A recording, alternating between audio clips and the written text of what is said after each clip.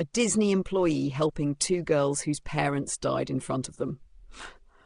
I was working at City Hall one day when two guests arrived with two little girls.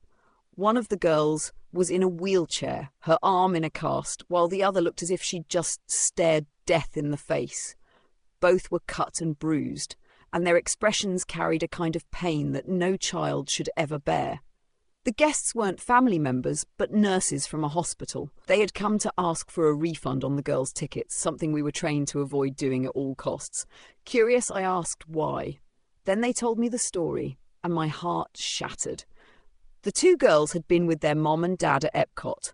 On the way home, their car was in a horrific accident. The mother was beheaded in front of them.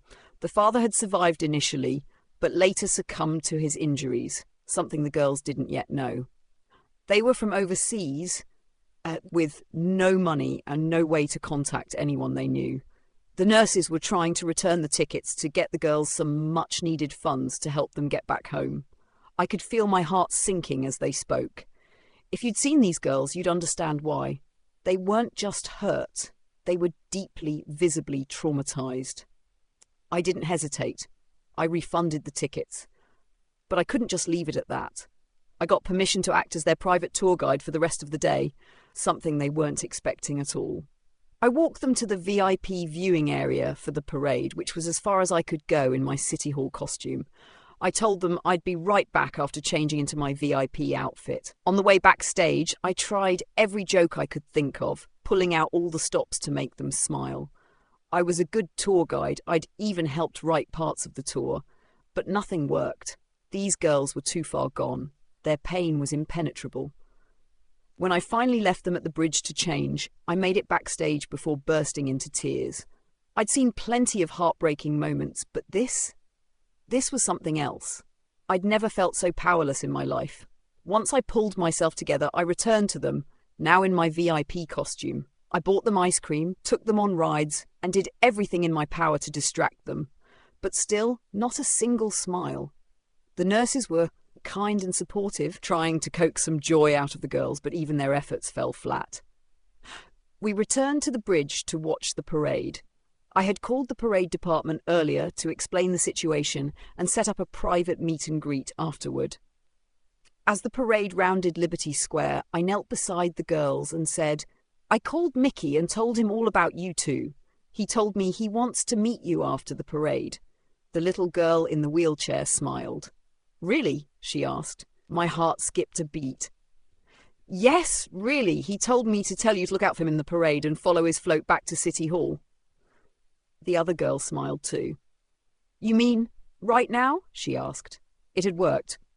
They were talking, not laughing, but talking. It was the first time I'd heard their voices all day. Every single parade performer who passed by stopped to talk to the girls, telling them to keep an eye out for Mickey. When Mickey's float approached, she turned her body sideways, despite being strapped to a pole at the top, and pointed directly toward Main Street. That was all it took. The girls lit up. They forgot their pain, their trauma, everything. They were lost in the magic.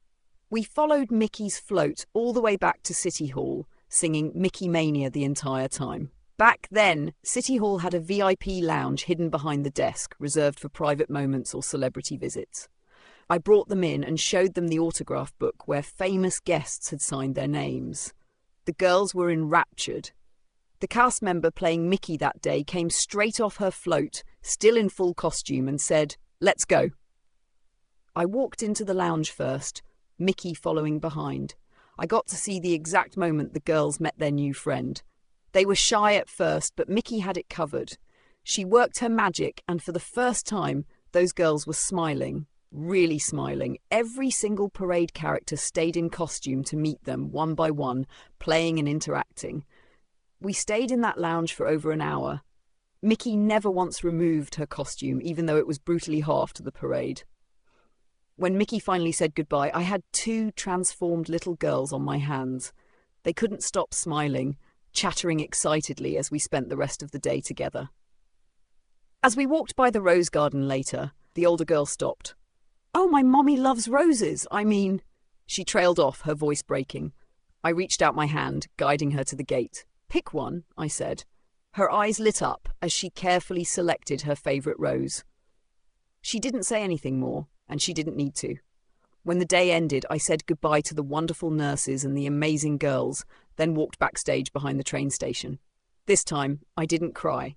Instead, I felt a deep sense of gratitude. I had witnessed true magic that day, not the kind you hear about in commercials, but real, human magic. It was in that moment I knew the true heart of Disney wasn't at City Hall. It was with the characters. I auditioned for the character department soon after, transferred, and never looked back.